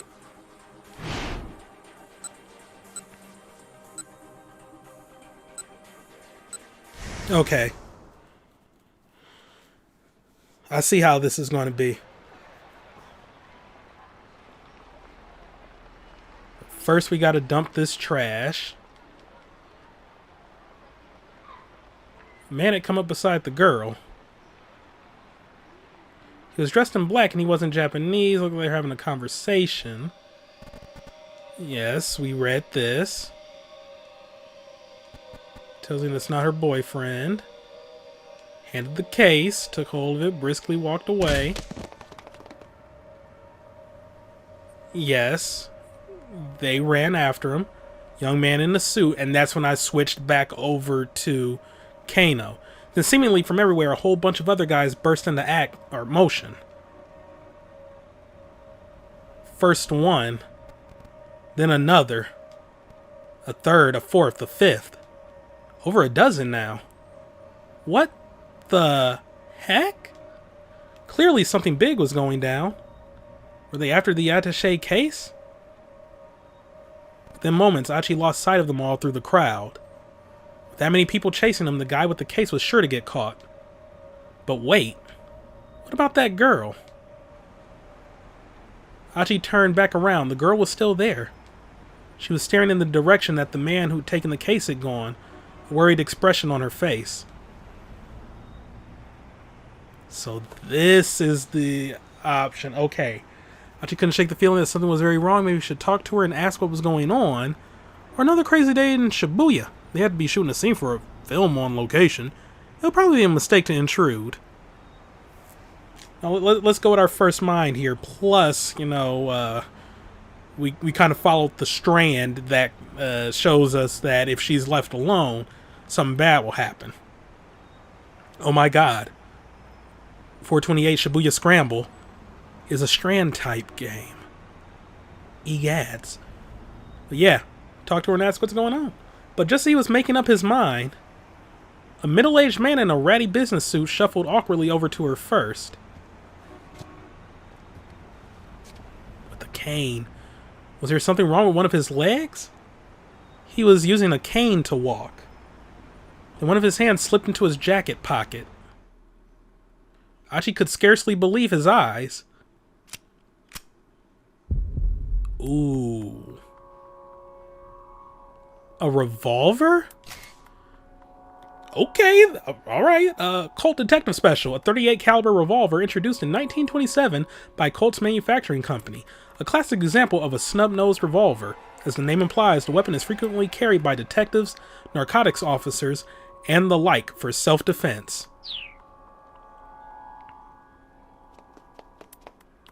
Suddenly, a young man came running through the crowd. Seeing him, the man with the cane turned on his heel and vanished in the scramble. Something big was going down. It's Kano. What is all this? The young man was closing in on the girl, his expression grim. That guy's up to no good. Achi sprang into motion. Hey-ya, did you just... like, tiger knee him? Leaping high, Achi delivered a flying kick. Oh, okay, it was just a kick. Between the man's shoulder blades. The guy went down, but recovered surprisingly fast, spinning back to his feet to grapple with Achi. What the hell is your problem? What the hell is your problem, man? Achi snapped. The two stood staring each other down as the crowd swirled around them. Let go of me. You let go of me first. After you let go of me, sure. You first, pal. Don't you call me pal, man. Don't you call me... Don't call me man, pal. I love this. Neither man was willing to yield. This is not good. The crowd had parted to avoid the scuffle. Passerby were staring from all sides. Well, crap. Achi got a sudden sinking feeling. What the hell am I even doing? Jumped in over my head as usual. Okay. His anger melted away. He loosened his grip. Without further argument, the other man let go of Achi's jacket. Turning quickly away, the stranger hurried over to the statue of Hachiko, where he dropped to his knees, dejected. The girl who'd been standing there was nowhere to be seen.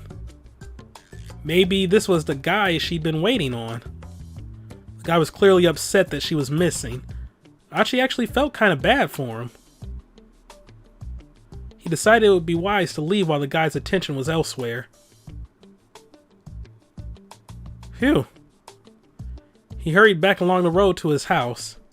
The wind had gone out of his sails, and he didn't feel much like cleaning up trash anymore.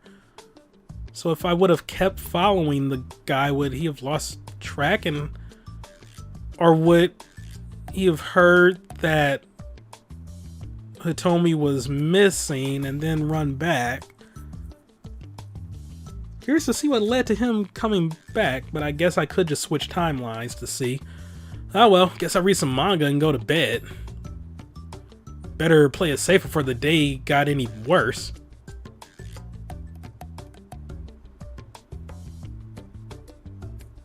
Oh my god, what the? Achi's interference with the young man, it was Kano, I knew it, disrupted the detective's sting. If Achi hadn't acted on impulse when he saw Kano headed for Hitomi, things might have gone differently. How can you make sure Kano doesn't return to the scramble and startle Achi? The key lies further along in Kano's story. What the fuck?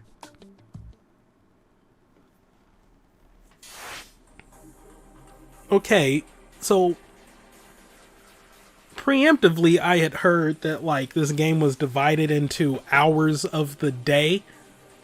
So I was going to do like one in-game hour per video, but if this is just chapter 1, I can only assume what later chapters will be like, because there's apparently way more characters too. So yeah, I'll probably be breaking these parts up like appropriately. I don't know if I'll go with 30 minutes or an hour, but yeah, I will definitely be breaking these parts up.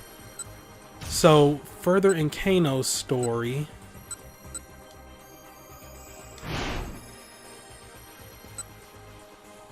let's go.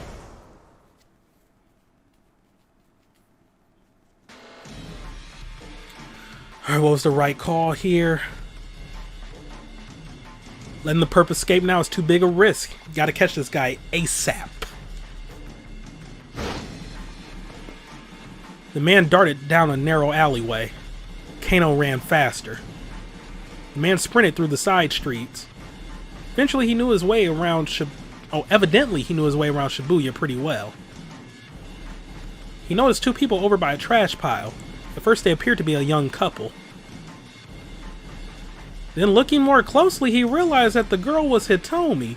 What did I miss? What did I miss?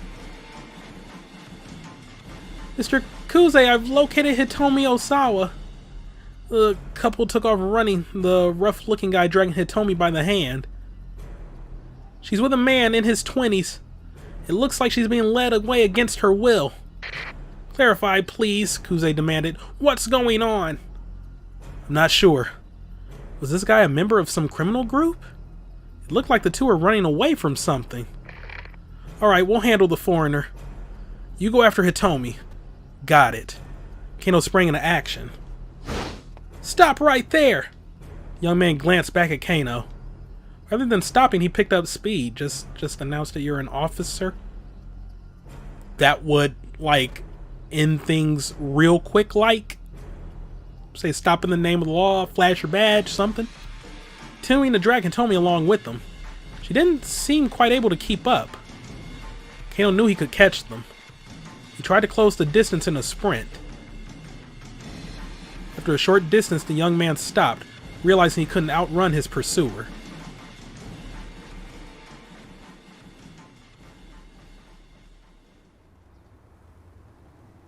Shielding Hitomi behind him, he glowered at Kano.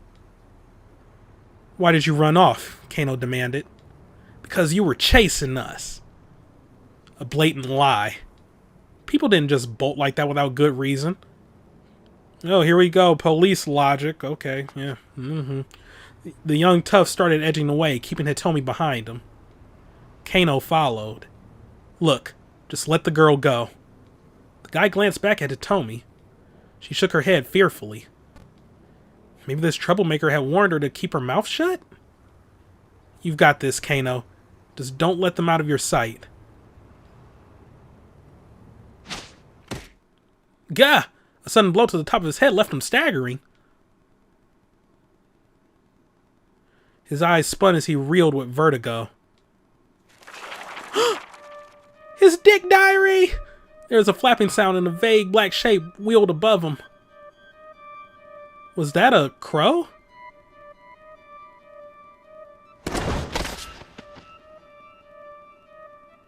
It was the last thing Kano saw before his vision went dark. Are you serious? Clearly I'm bad at this game. Was that a crow? In the midst of chasing the man who snatched the attaché case, Kano happened across Hitomi and Achi. While confronting them, he suffered a blow to the head and was knocked out cold.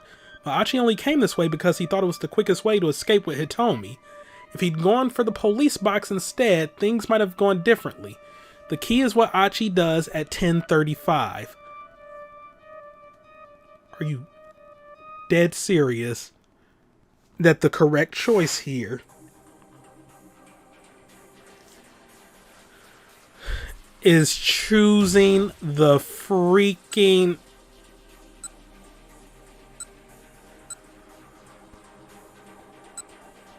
Oh my god. So he has to think it's a movie then. What? Man, taking the case word expression. I guess we have to go with this then, because, you know, crazy stuff goes down in Shibuya all the time. Another crazy day in Shibuya. Had to be shooting a scene for a film on location. Probably be a mistake to intrude. Yeah, I bet that's what this is. Some TV show about a kidnapping and the girl has to make the ransom handoff. And there's probably some actor lurking around here playing the suave, handsome detective. Kano? Suave, handsome? Alright. Achi gave a chuckle and turned away. I really do want that t-shirt. A soothing breeze blew by as wispy clouds drifted overhead. They picked a nice day for a shoot. Smiling inwardly, he resumed his trash-picking mission, wondering what other surprises the day would hold. A few moments later, he heard a loud bang, and the scramble went into an uproar. Huh? Someone blow a tire? That ain't no tire. People were running from all directions to see what had made the sound. Oh, maybe they're shooting an action scene now. Achi was a tad bit curious, but he strolled away from the scramble without looking back. Maybe he'd head out to Insua today to stretch his legs a bit. So that's Kano getting shot. Oh my god.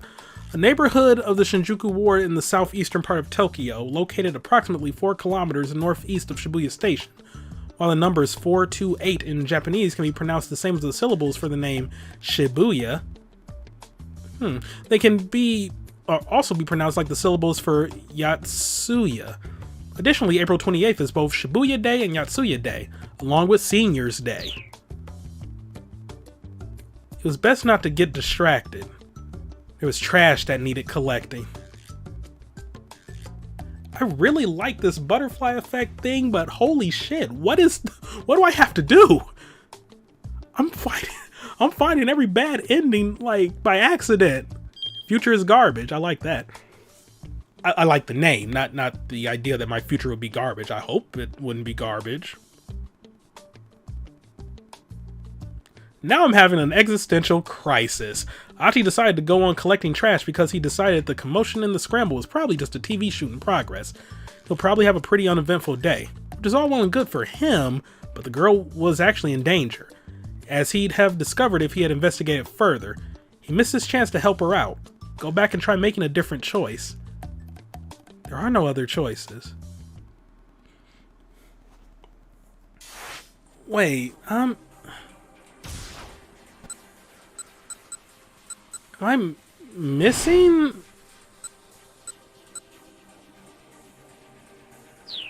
No, because that one didn't matter.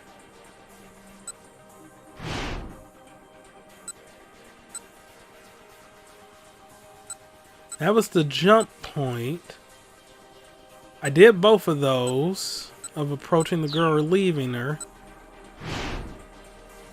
Both of these lead to a bad end.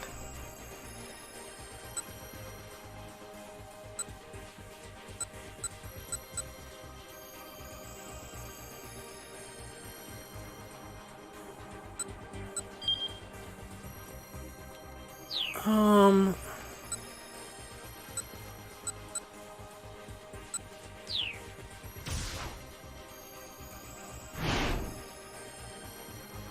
Tailing the foreigner led to a bad end. I did both of these.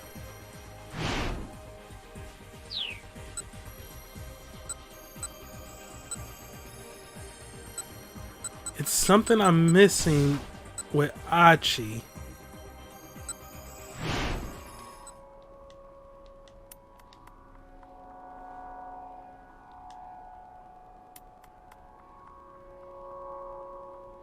Wait. This is new. I didn't do anything different. I just went down this path. Wait, so there are things that only open up if you... Unless you get a bad ending? I could have sworn I went through this. Alright, well, with a single fluid motion, the man lifted up the gun and pointed it in the girl's direction. He was aiming right for her head. Huh? The girl had noticed the man with the cane now. Seeing the gun pointed right at her, she froze in fear. Achi didn't hesitate. Breaking into a full run, he tackled the gunman with all his might.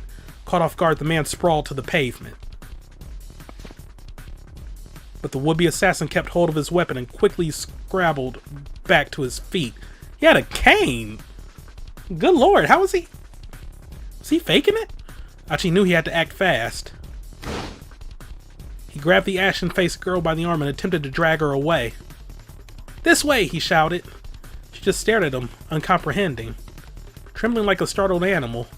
Come on, run! Finally, the girl snapped out of her daze and gave a fearful nod. Well, we know what happens in this way. Well, at least we know what happens to Kano. We don't know what happens to Achi, but... Police box, let's go. Still pulling the girl by the hand, Achi headed for the police box outside the train station. That was a police box. Oh, okay. But it was empty. There were always policemen staffing these things. Why'd it have to be unmanned now? See, now the one thing I want them to explain, they don't. Alright. Achi flashed a worried glance behind him and saw the assassin in pursuit, like a man possessed. He has a cane. How is... Alright, yikes! This is not good. There's nothing they could do but run.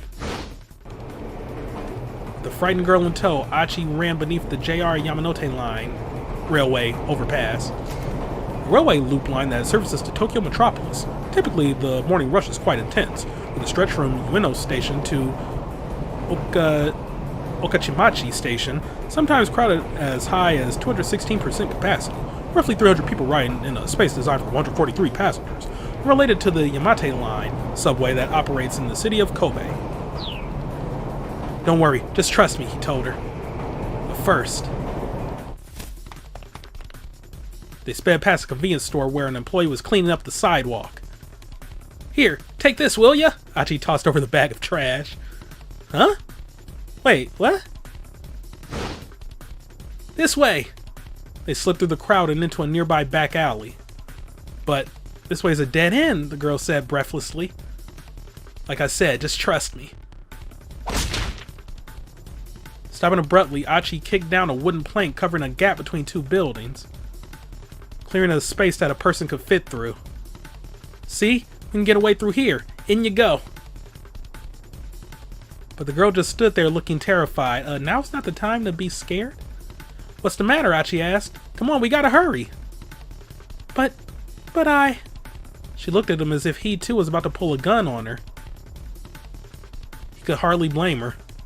After all, he was just some random guy who had turned up out of nowhere. But this was no time for dawdling. The man with the cane appeared at the end of the alley. They just stood there. He was going to catch them. Okay, sweetheart, hear me out, he said in a rush. The name's Achi Endo. I live in the neighborhood, and I'm not the kind to stand idly by when a girl's being chased by some killer. So please, just trust me, and I'll do my best to keep you safe. He hoped the look in his eyes could convince her he was being on the level. After a painfully long moment, the girl nodded her acceptance. Phew. Right, let's start with this. Ooh, Coca-Cola. Alright, product placement. They had paused beside an enormous stack of beverage crates. With a quick shove, Achi knocked the whole pile down. Also, when, like, in the part that I cut, I was looking at the controls. And yeah, you can, like, get rid of the text by pressing R1. I don't like the adjust brightness thing. Oh, it does go away after a moment. So I can use this for, thumbnails. Alright. Sending it cascading across the pursuer's path. Now that was a close call. The man with the cane was floundering, struggling to get past the fallen crates. My bad, man, Achi called out. Mind cleaning that up for me? The man scowled back at them and fumbled for his gun. Achi flashed him a wave goodbye and slipped away between the buildings with the girl.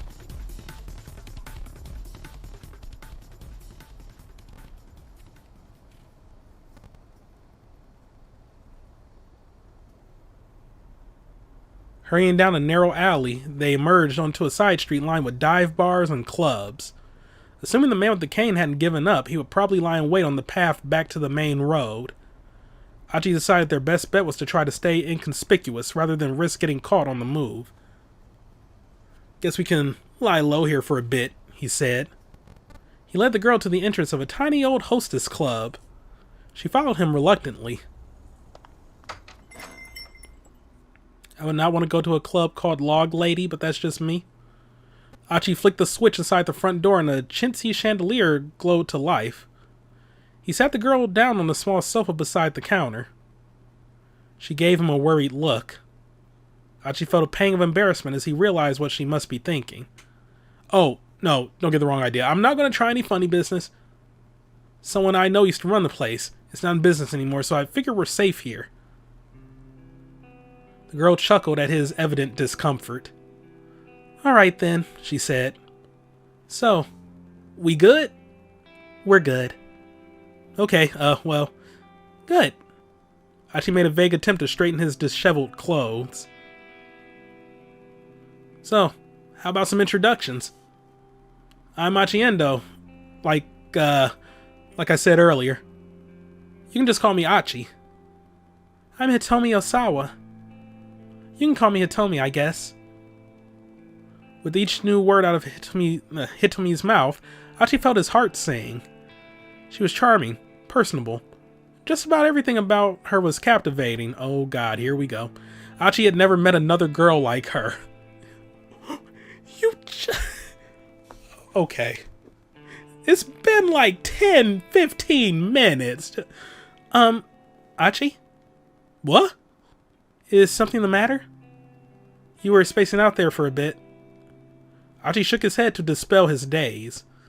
Damn it, there's no time to get all starry-eyed. He needed to think of some way to keep her safe from the guy who was after her. Look, can you tell me what the heck is going on? Please, I need to know if I'm going to help you. Right, okay. I'm not really sure where to begin. Hitomi looked down, lost in thought. Apparently hers was a long story. Alright, she said at last. I guess I'll just explain things as they happened. Wait, hold up. Could you keep it as simple as you can? I mean, I'm not really the sharpest tool in the shed. Complicated explanations ain't exactly my strong suit. Okay, Hitomi chuckled. I'll try my best. She got comfortable and then started her story.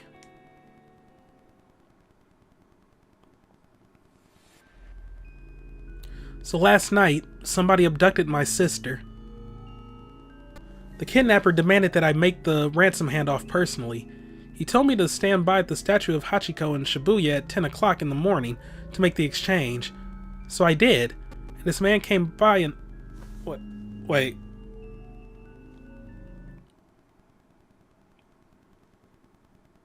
Did he, cut her off or what? Because I didn't finish reading that.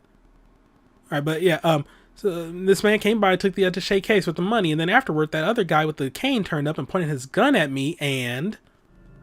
Whoa, I'm sorry, hold up a sec. Achi had suddenly lost the thread of the conversation. At times like this, you can press up to go back and reread what you've already seen. Ha! Yeah, I got that. You can press down to quickly scroll back through sections you have already read. A mark will appear in the upper left corner of the screen while you're paging back and forth like this.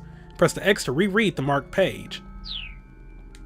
Could you say that again, but like, simpler? Dang, bruh, how dumb are you? Huh? Sure. I'm just having trouble following is all. I mean, is this the plot to some movie or soap opera? No, that's not. Or some kind of hidden camera show. This is real. This really happened.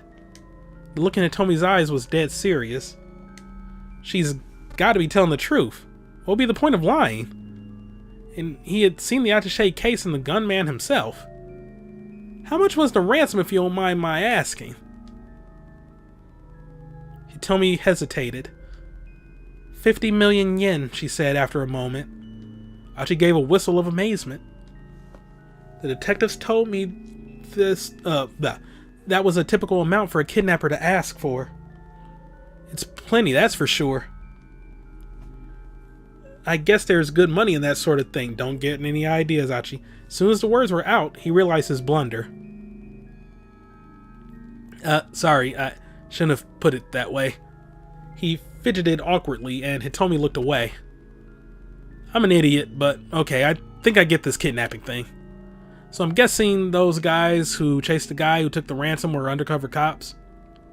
He replayed the scene in his head. But then, the kidnapper took the attaché case and ran, right? So if you were empty-handed, why'd that guy with the cane come after you? I'm honestly not sure. Hitomi's words trailed off. This was clearly difficult for her to talk about. Anyway, we should probably get you to the police as soon as we... No, we can't do that. Hitomi's tone was resolute. I can't take this to the police. Why not? Achi waited for an answer, but none came. After a long and awkward silence, she stood up from her seat. I really appreciate the help, but I should go now. She gave Achi a deep bow. Nuh-uh, hold on. What do you mean, go? Go where? He hurried to intervene as she headed for the door. I don't want to cause you any more trouble. I'll figure the rest out on my own, somehow. Hey, I said hold on! Hitomi ignored him and opened the door, and their argument came to an abrupt halt.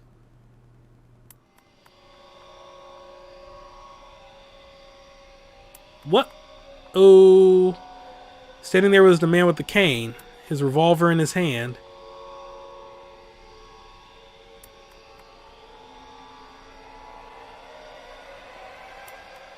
How did he know? To be continued. Oh, shit. Achi Endo's 10 o'clock story ends here. However, Shinya Kano, or Kano, still has more to do. What, is it Kano or Kano? I really should have taken Japanese when I was in high school instead of German and French. I really should have. Read along further in Kano's story.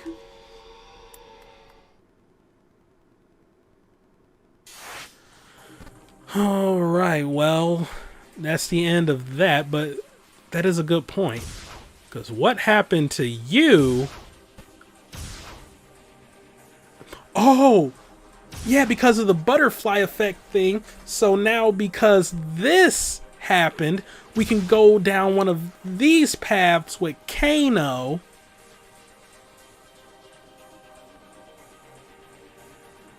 So...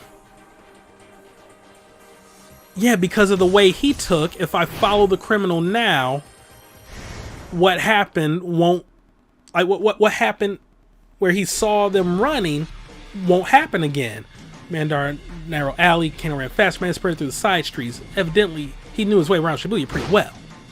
The man shot out a major thoroughfare, then bolted up a pedestrian bridge. Oh, so that must have been what happened when... Yeah, what confused me with Achi, because I was like, wait, but why is this here when, like, last time I was here, like, he got into the fight with Kano, but that was because I didn't have Kano follow this guy.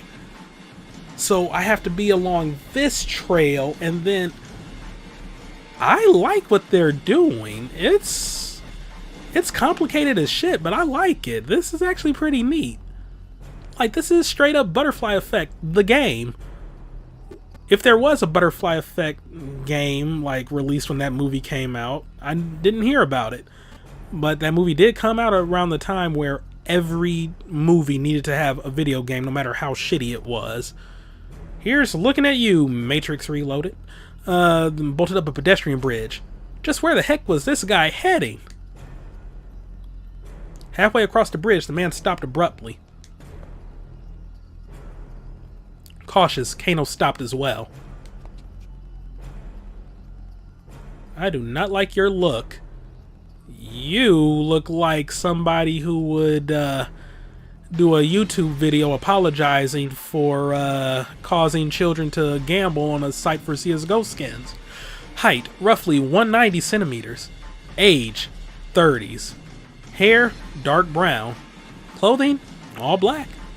A moment later, the man flashed a triumphant sneer and held up the attaché case. Before Kano could even yell stop, it was already too late. The man threw the attaché case down to the roadway below. No! It's not your money. I mean, it's Hitomi's. You got the culprit right here, just saying. Panicking, Kano peered over the railing. A man on a motorcycle was waiting beneath the bridge. I've been had! Kano bit his lip hard. Damn it! Kano sprinted back down the bridge. Hearing the bike's engine roar to life. He had to make it in time. Descending the stairs 4 at a time, he leapt toward the roadway, but the bike sped out of reach and roared away in the direction of Yoyogi, leaving Kano in its dust. Looking back up at the overpass, he saw the man who'd thrown the attaché case running away. He handed the money off to someone else. He's currently on a motorcycle heading toward Yoyogi. Look at the license plate, my dude. His report to Kuze complete, Kano slumped down in dismay. The cops had played right into the criminal's hands. Now the crooks were getting away and people's lives were in danger. Was there any greater failure for a policeman? Staring off into the distance where the man who'd thrown the case had disappeared, Kano gritted his teeth.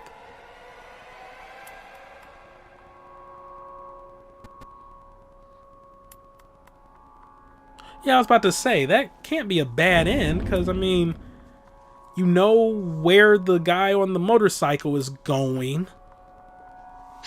That's still interesting. You finish reading both characters' stories for the hour of 10. In 428, you'll make your way through all the protagonists' stories in parallel like this. Once everyone has reached the end of a given hour, the next hour can begin.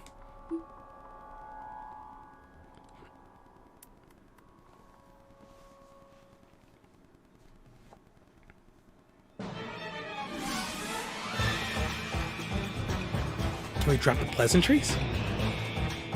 Sir, this was a waste of time. I've got work for you. It's like totally bogus. What makes any of this my crimes?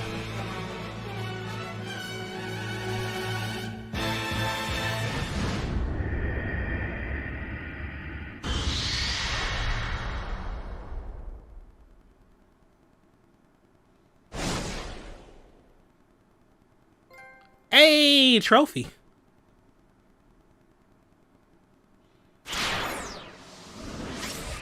And more people. Okay, this is the end of the tutorial for this part of the story. You can reread previous tutorial messages via the main menu. There's a lot of important info in there, so reread it closely. Now, 428 has reached the 11 o'clock time block. You have 5 protagonists available. Whose story will you read first?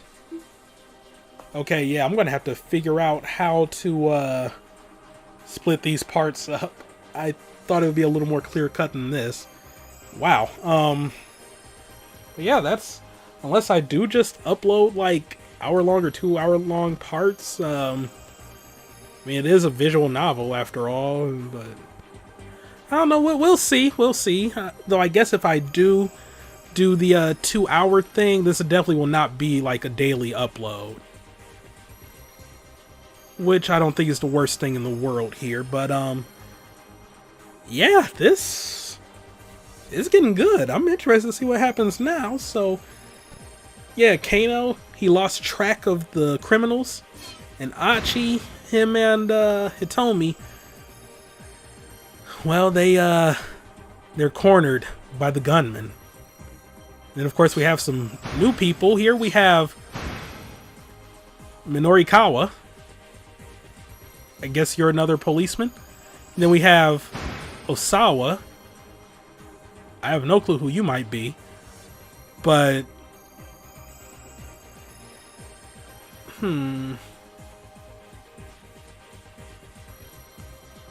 Could you be related to Maria and Hitomi? Possibly. And then we have Tama. I want to see that animation again. All right, one more time. I have no clue what you can possibly add to this story,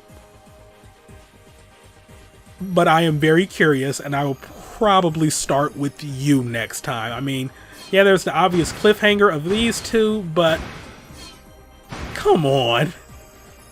Can you blame me? Can you blame me?